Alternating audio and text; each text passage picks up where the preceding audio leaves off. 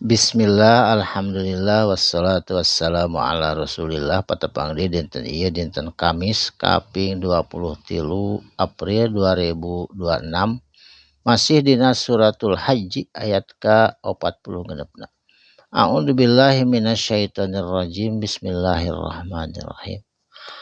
Afalam yasirru naha maranehanana yasirru henteu laleumpang fil ardi di muka bumi ningali naon rupi anu kajadian baheula sejarah anu ngabuktikeun napak tilas para rasul sebelum Kangjeng Nabi Muhammad supaya jadi iktibar pikeun jama-jama azab ti Allah jeung siksaan jeung sadayana aya napak tilas Firaun kapungkur piramidana masih aya tilas kaum Samun ngadama pahat-pahatan sadayana oge masih aya tilas-tilas nahan teu leumpang ningali ka ditu supaya jadi itibar patakuna mangka bukti lahum itu jama-jama kulubun pirang-pirang hatena yaqiluna biha marena teh bisa memahami biha ku eta pamikiranana tapi teu dipake da umat kafir mah hare-hare we. Padahal rupi-rupi kejadian aya tilas-tilasna zaman kapungkur. Au adzanu yasmauna biha atawa ku ceulina ku telingana ku pangupingna yasmauna manehanana nguping biha ku eta ceulina teu hayang ngupingkeun kana kebenaran.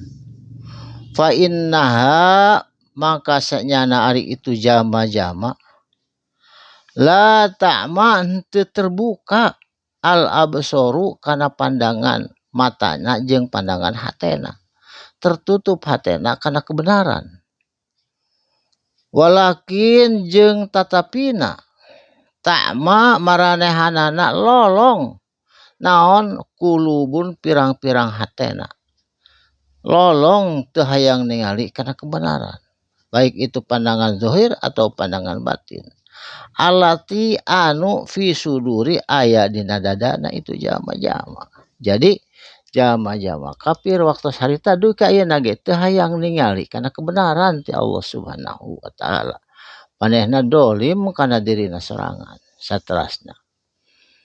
Wa yastajilunaka jeung maranehanana hayang disegerakeun ka anjeun Muhammad bila azabi ku datangna azab. Jadi manehna ngalecehkeun ka Kangjeng Rasul mana cenah azab ti Allah teh eueuh kitu ngalecehkeun ka Rasulullah. Padahal sabenerna walai yukhlifallahu jeung teu bakal jalir Allahu Gusti Allah wa'dahu kana janji Allah. Jadi bakal aya siksa, bakal aya azab kubur moal jalir Allah. Wa inna jeung sanyana yauma ari poean akhirat inda robika di sisi Allah pangeran anjeun ka alfisanatin seperti 1000 tahun. Jadi sapoena di akhirat teh sarua jeung 1000 tahun di dunia mimma ta'udun seperti naon perkara anu diitung-itung ku anjeun. Banding kulila disiksana sapoe di akhirat teh seperti 1000 tahun di dunia. Kaayin mangka pirang-pirang atawa sabaraha pirang-pirang min qaryatin tina lembur-lembur atawa nagri-nagri amla itu anu ditangguhkeun ku kami saur Allah. Ditangguhkeun masing dolim oge teu disiksa buru-buru diantepkeun we heula diayonan laha ka eta negeri.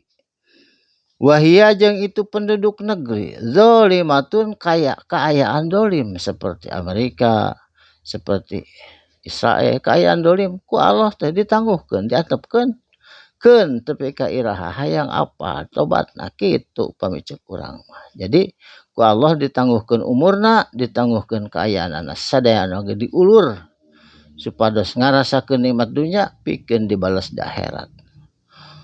Summa tuluy ahadtuha ku Allah diambil hak kana eta jama-jama nyaeta azab. Wa illayal masir jengan kur ka kami wungkul saur Allah al masiru sadayana dikembalikeun.